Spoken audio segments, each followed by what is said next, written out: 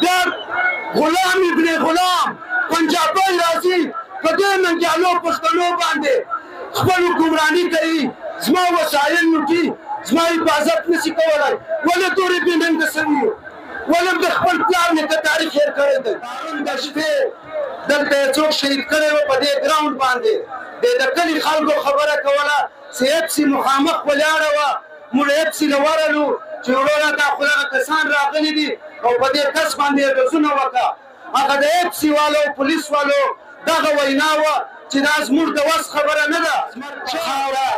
د پښتون ژغورنې غورځنګ یوه تاریخي جلسه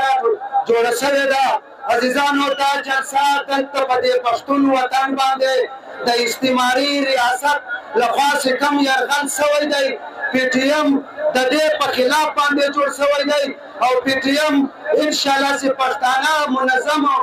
په اتفاق شي د دې تورې بیا ځبه په اتفاق باندې ځان خلاصوو عزیزانو دا هر څه به په اتفاق باندې کېږي دلته په وطن کې چې کومه دهشتګردي روانه ده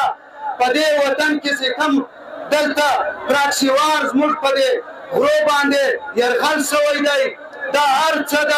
ریاستي ادارو لخوا په یو پلان باندې کېږي خو د دې دپاره به موږ اتفاق کوو زموږ وسایل لوټ کېږي زموږ دلته د پښتونخوا وطن بچیان بې ګناه قتل کېږي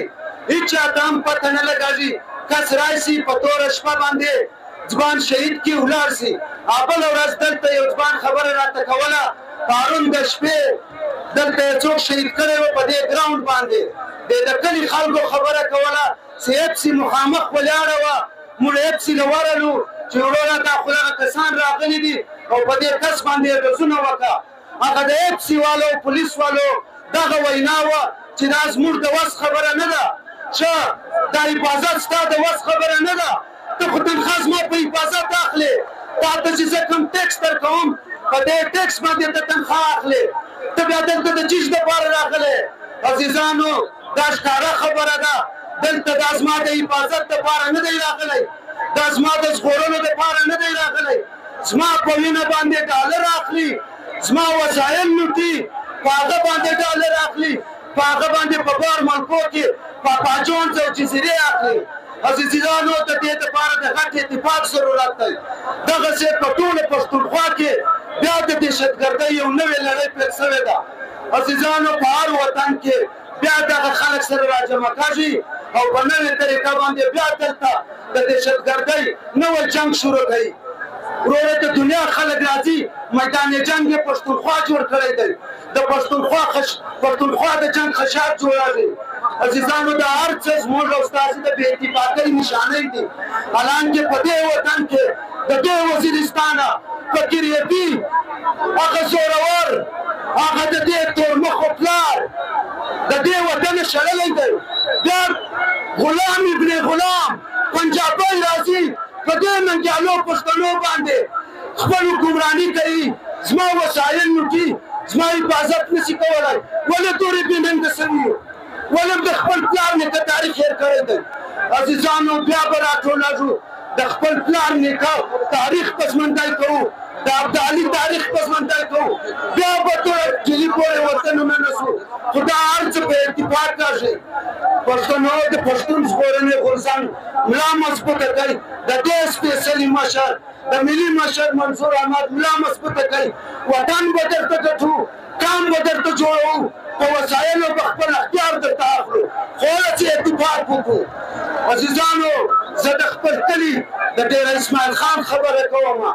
هلته په ډېره منظمه طریقه باندې دا خلک راوړل شوي دي په ډیای خان په روډو باندې غلاګانې به کوي عزیزانو د ډېر اسماعیل خان تر پېښوره د ډېر اسماعیل خان تر ژوبه پورې لږ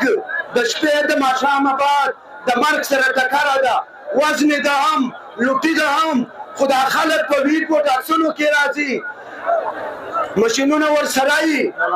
مسافرو ته بیخي سفر ډېر ګران وي دغسې په درابڼ کې بیا ډېر زیات حالات خراب دي په کوهیباره کې په جوب کې عزیزانو دا څه ورځې مخته په ما باندې اټیک شوی وه زما اکا زما د اکا زوی زه پکښې زخمي شوی وم دا اټیک د ریاستي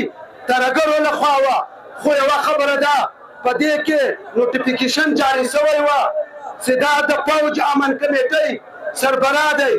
زه د هېڅ امن کمیټۍ سربراه نه یم نه په شیراني کې امن کمیټۍ شته نه یې څوک مني